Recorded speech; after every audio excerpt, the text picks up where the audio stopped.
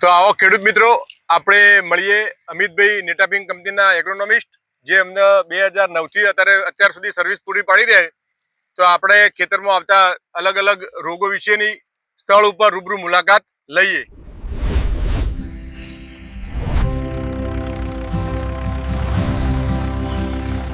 ભારત માતા કી જય.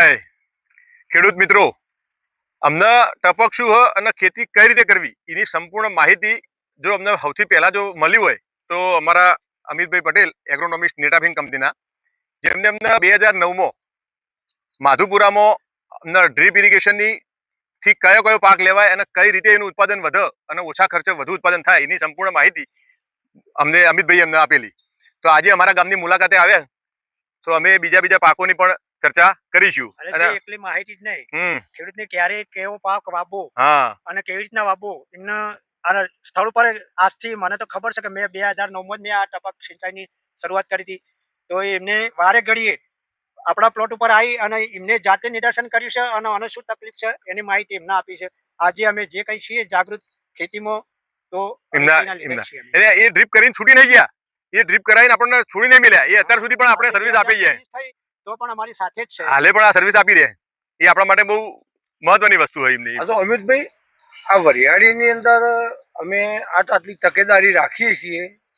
જો કે તમારી માહિતી અનુસાર ઘણીવાર અમે તકેદારી બહુ રાખી, પણ છતાં આજની તારીખે અમે જોઈએ છે તો આ ઉપર જો આ ગુંદરિયાનો જે પ્રોબ્લેમ રહે છે, જે ઉપર ગુંદ જેવું વાતાવરણ થઈ જાય છે, તો એના માટેનું કોઈ દવાઓ?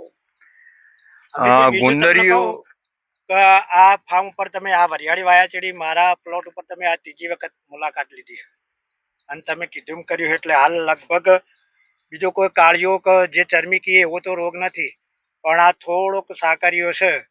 શું લાગે તમને કે આના માટે કઈ કરવાની જરૂર હોય? એવું શું નિરાકરણ કરીએ? આમાં એવું હોય કે સાકરીઓ જે કહીએ આપણે ગુંદરીઓ તમે બધા કહો, બરાબર? તો એના અંદર એવું હોય કે ગરમી થોડું ટેમ્પરેચર વધે એટલે નાઇટ્રોજન નો કંટ્રોલ. નાઇટ્રોજન કંટ્રોલ એટલે તમે આપણે એમોનિયમ સલ્ફેટ કે યુરિયા હો કે જેમાંથી આપણને નાઇટ્રોજન મળે. તો એ નાઇટ્રોજન જો વધારે મળે તો એ છોડ પચાવીએ કે નહીં, કેમ કે આના ખાતરની જરૂરિયાત ઓછી છે. વાદળછાયું વાતાવરણ હોય તો પણ આની અંદર નાઇટ્રોજનનું પ્રમાણ વધે, છોડ ઓટોમેટિક ખેંચે અંદરથી. તો એના કારણે આ આવતું, એટલે એની દેહધારી ક્રિયા હોય, એટલે એના કોઈ એક પ્રકારનો રોગ નથી આવ્યો, બરાબર? પણ નાઇટ્રોજન નું જો સંતુલન બગડે અંદર, તો એના માટે આપણે શું કરી શકીએ? પાણી એની જરૂરિયાત પ્રમાણે જ આપણે આપવું જોઈએ ટપકથી, બરાબર? બીજી વસ્તુ, નાઇટ્રોજન નો થોડો કંટ્રોલ કરવાનો. અને વધારે જો હાકરીઓ આવી ગયો છે અને એક માઇક્રોન્યુટ્રન્ટ આપણે જે આવે સૂક્ષ્મ તત્વો જે કહીએ કે ઝીંક અને મોલિબ્ડેનમ ને આવતું હોય, તો એને એક એ આલવું જુઓ. તો એના કારણે શું છે, દાણો બંધાશે, બોરોન છે તો એના કારણે દાણો બંધાશે અને જે નાઇટ્રોજન રહ્યું એ ચયાપચયની થોડું કંટ્રોલ રાખશે. તો એના કારણે એ સાકરીઓ નહીં આવે, દોણો થશે અને ઉપર કાળી જે ફૂગ આવે, જે આપણે કઈ ઘણી વખત કાળું કહીએ, તો એ ફૂગ પાછળથી એના ઉપર આવતી હોય તો એ ફૂગ એના ઉપર નહીં આવે. આને આપણે એવું કહીએ કે આમ ગુજરાતી ભાષામાં કે વધુ પડતું ખાઈ જાય એટલે વોમિટ થાય એવું? હા, બસ એ ટાઈપનું જ છે. આ તમારે નાઇટ્રોજન વધારે મળતો હોય તો એ નાઇટ્રોજન એના કારણે એ ચયાપચયમાં ના આવી. વધુ પડતો ખાતરનો ઉપયોગ આ જે તમે માઇક્રોન્યુટ્રન કીધું એ માઇક્રોન્યુટ્રન સ્પ્રેમાં જ આપી દઈએ? સ્પ્રે પણ કરી શકો અને ટપકથી પણ તમે આપી શકો. ચિલેટેડ હોય તો એનાથી આપણે આપી શકીએ. કે સ્પ્રે હોય તો એની અસર બહુ લાંબી રહે નહીં, તો આપણે ડ્રીપમાં આપો તો સારામાં સારું રહે. અમિતભાઈ, આ અમારા થોડા વહેલા આ 2 દિવસ જ ત્યાં ક્રોપ કવર ઉઠાય અને થોડાક તમને લાગે કે આ બપોર છે, પણ શું લાગે, પાણી ઓછું લાગે તમને? પાણી થોડુંક ઓછું હોય અને થોડી ગરમી પડે એટલે થોડુંક પાણીનો ટાઈમ આમાં વધારવો પડશે, બરાબર? કેમ કે લંઘાય થોડું, એટલે જો પાણી આપશો અત્યારે તો સારું રહેશે. ફૂલ ગરવાનો પ્રશ્ન નહીં આવે. એટલે મારશું કેવું તો કોઈ ફવારનો કે વધારે પાણી પડવાનો કોઈ પ્રોબ્લેમ નહીં? ના એવું ના થાય. પાણી વધારે હોય તો જ થાય, પાણી ઓછું હોય આની અંદર એટલે કોવાળાનો પ્રશ્ન ના આવે. તમે શરૂઆતમાં સીઓસી અને ટ્રાયકોડરમાં પહેલાથી આપી દીધેલું, બરાબર? એટલે હવે આ સીઓસી આપવાની જરૂર ખરી? ના, હાલ કોઈ જરૂર નહીં સીઓસી હાલવાની. તો પાણી વધારે આપું તો ચાલે? પાણી થોડું હાલવાનું વધારે ખાલી. હા, તો બરોબર. અત્યારે તમે માનો કે તમે અડધો કલાક હાલતા હોય, બરાબર? તો આપણે અત્યારે તમે પાણી તમારું 10-15 મિનિટ વધારે દેજો બીજું પાણી. હા, ઓતરા દિવસે આલો કે કઈ રીતે આલો પાણી તારે? અમે તો જુઓ આટલી કઈ તો આ ઠંડી ગરમી 2 દિવસથી જ પડે છે. બાકી અમે ખાતર સાથે જ પાણી આપ્યું છે. પાણી ખાલી ઉગાડ્યું ને એ દિવસે પાડો ભેજાઈ દીધો તો પછી પાણી વધારે આપ્યું નથી. બરોબર. તો રેગ્યુલર થોડું હે ને બે દિવસે એ રીતે તમે હે ને અત્યારે તમારે 2 લાઈન હે ડ્રીપ લાઈન. હા બરાબર. એટલે આપણે ડ્રીપ લાઈન ના અંદર 2 લીટરનું ડ્રીપર અંદર તો તમે તારે લગભગ ગણો તો આપણે અત્યારના વાતાવરણ પ્રમાણે જે 30 ટેમ્પરેચર થાય બરાબર 16 થી 30 ડિગ્રી ટેમ્પરેચર, તો એના પ્રમાણે આપણે એક દિવસ તમે તો અત્યારે લગભગ તમારે કલાક આવો. 1 કલાક આવે એમ? 1 કલાક આવો. 1 કલાક આવે એમ. બરાબર. અને તમારી લાઈન પણ 2 હ ડબલ લાઈન એટલે પૂર્ણ કલાક આવજો. પૂર્ણ કલાક આવજો. 2 લાઈન 2 લાઈન એટલે કેટલા દિવસ થયા આપણા પાકના? હા અમિતભાઈ આના 47 દિવસ થયા આજે. બરાબર. વાય હા બરાબર. કેવો તમને વિકાસ લાગે છે?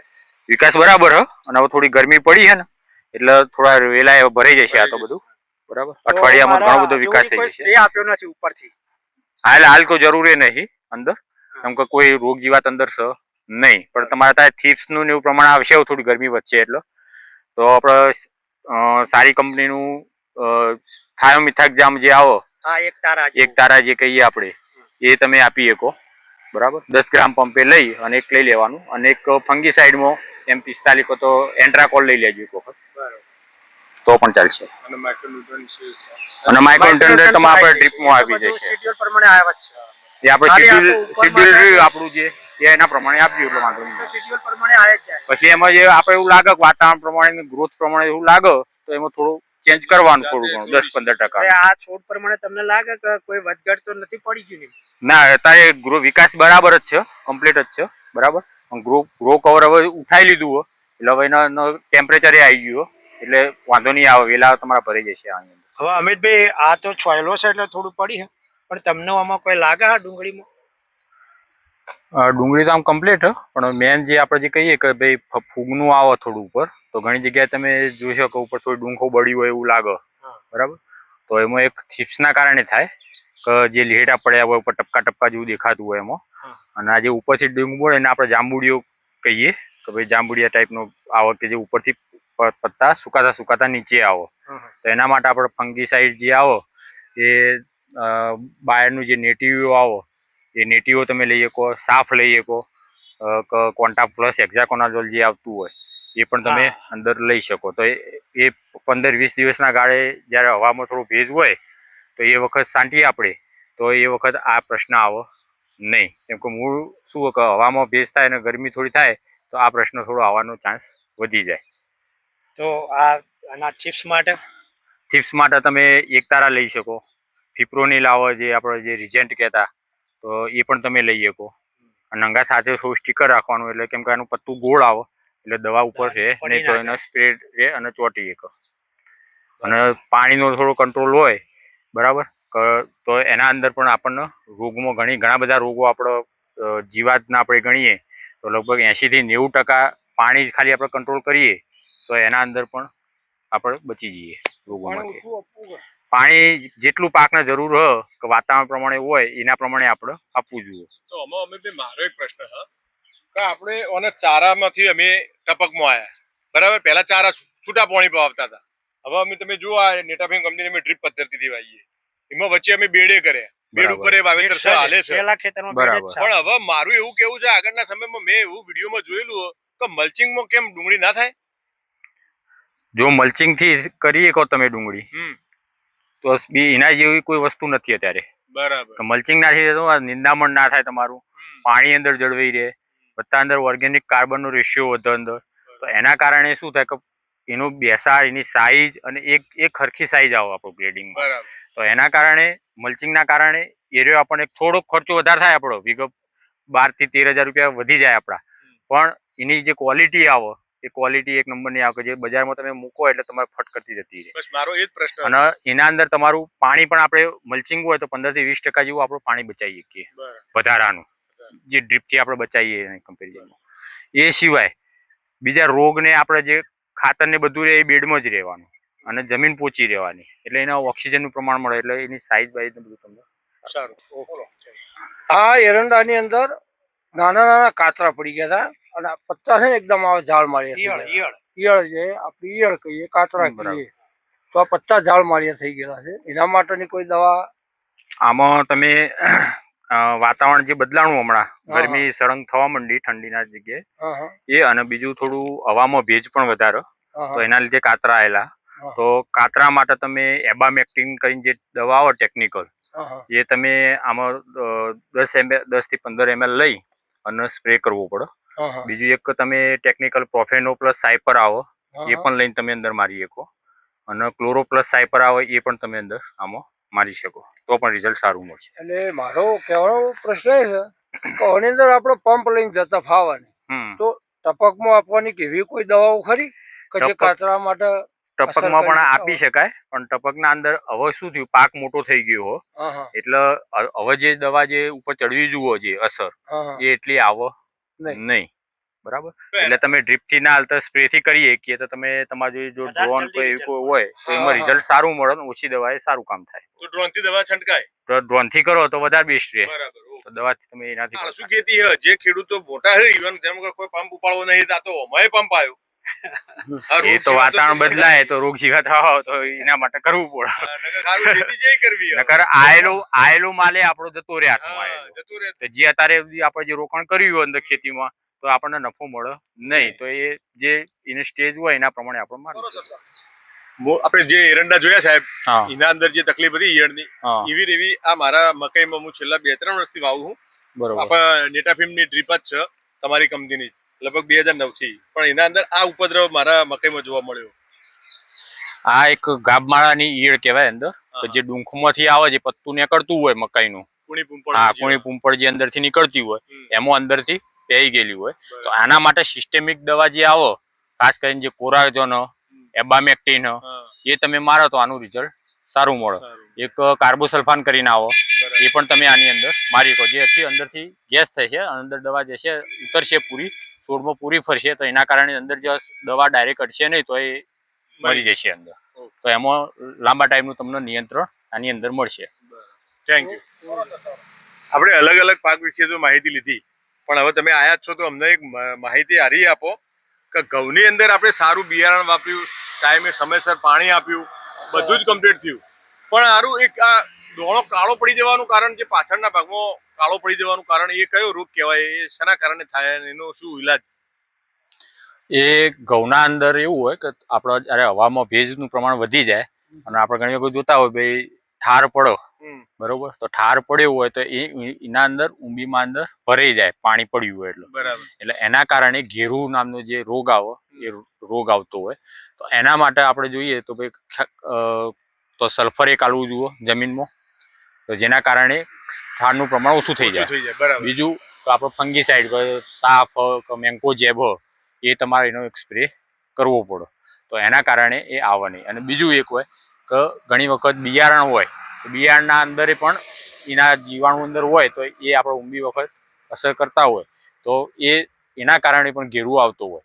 તો એના માટે આપણે સીડ ટ્રીટમેન્ટ ફંગીસાઇડની આપણે ઘઉંમાં કોઈ આપતું નહીં લગભગ, તો એ આપ્યું હોય તો એ આપણને ઓછા ખર્ચમાં સારું ઉત્પાદન આપણને મેળવી શકીએ. બરાબર, તો આ એક ખાસ કાળજી રાખવા. અને અરે ડ્રીપમાં કરવા હોય તો થઈ જાય ઘઉં? ડ્રીપમાં તમે જો કરો તમે તો આપણે નેટાફિમ ડ્રીપ લાઈન આવે, એ તમારે 2.5 ફૂટે તમારે ડ્રીપ લાઈન પાથરી અને તમે ઘઉં કરો તો લગભગ 30 થી 35% જેવું ઉત્પાદન ખાલી ઘઉંમાં બચી જાય. અને પાણી આપણે જોઈએ તો લગભગ 50 થી 60% પાણી બચે એની અંદર. તો જો ડ્રીપથી આપણે આપીએ તો ફંગીસાઇડ જો આપવી હોય તો પણ આપણે આપી શકીએ. અને એ અંદર જે કોવારો આવતો હોય, ફૂટ આવતું હોય, ત્યારે કઈ આપણે જોઈએ તો ભાઈ 22 દિવસ કે 28 દિવસ પછી જો 12 વોટર સોલ્યુબલ જે ખાતર આવે, તો એ નેટાફિમ ડ્રીપથી જો આપણે આપીએ તો નેચર જે ફૂટ આવે, એ ફૂટ જેટલી વધારે આવશે એટલી ઊંબી વધારે આવશે. બરાબર. પછી જ્યારે ગાભમાંથી જ્યારે ઊંબી નીકળતી હોય તો એ વખત પણ જો તમે 05234 એક વખત આપી દો ડ્રીપથી, તો એના કારણે એ જે ફૂટ નીકળી છે એ ફૂટ મજબૂત થશે, સાથે સાથે ઊંબી જે રહી એ ઊંબી પણ લાંબી નીકળશે. તો એટલું આપણા દાણા જેટલા વધશે એટલું આપણું ઉત્પાદન સીધું અંદર વધી જાય. પાણી અને ખાતર એ બંને આપણા હાથમાં થઈ જાય જો તમે ડ્રીપથી ઘઉંનું વાવેતર કરેલું હોય તો.